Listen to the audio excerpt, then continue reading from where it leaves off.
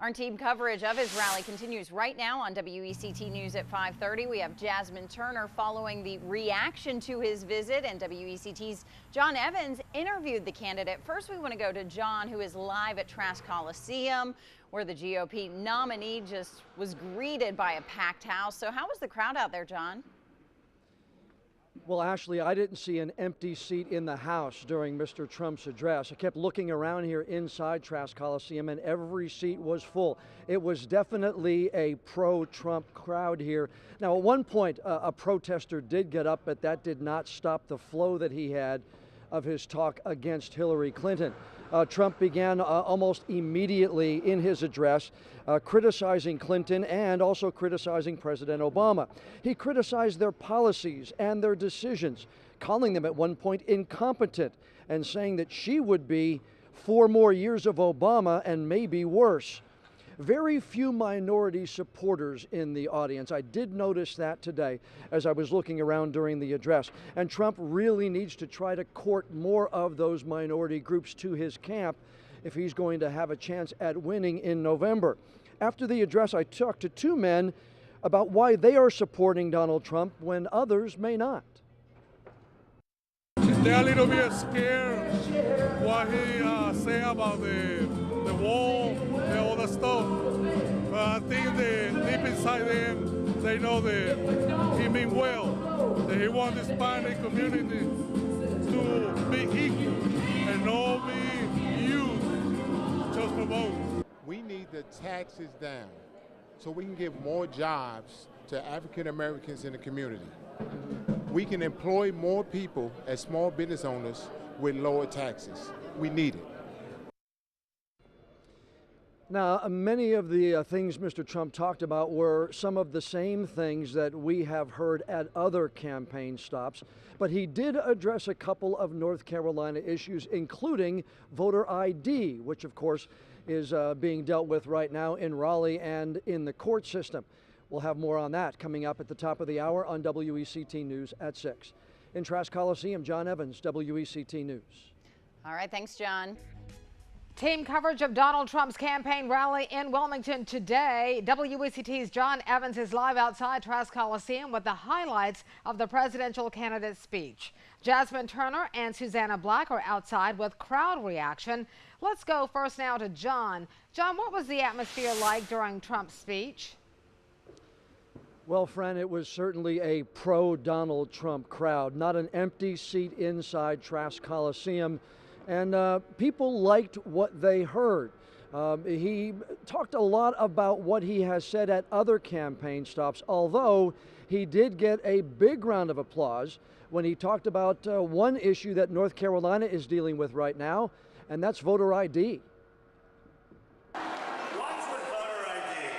Why aren't we having voter ID? In other words, I want to vote, here's my identification, I want to vote, as opposed to somebody coming up and voting 15 times for Hillary. Not just that. Trump also spoke about Hillary Clinton, criticizing her decisions as Secretary of State and the policies that she said she would enact if elected president.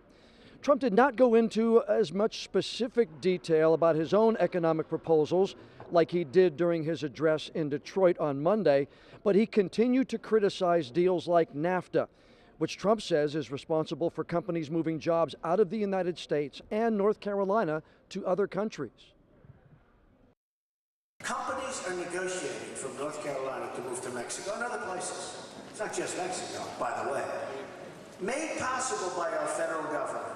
Made possible by the people that enacted this suicidal pact. It's a suicidal pact for our country.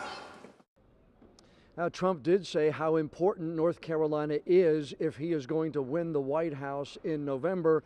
And he told the crowd as he was getting ready to leave the stage today that he'll be back and make more visits to the Tar Heel State. In Trask Coliseum, John Evans, WECT News. One of the big things I heard you talk yesterday about was the Obama-Clinton energy regulations. A lot of people around here are concerned about offshore drilling. Where do you stand? Is it part of your energy program? Well, I'll tell you what, we want to make sure the people around here, because those are the ones that have to really put up with it, we want to make sure that they're okay with it. And I know there's a lot of anxiety from the people in the surrounding area, and I would want to make sure that they're okay with it. That would be very important to me.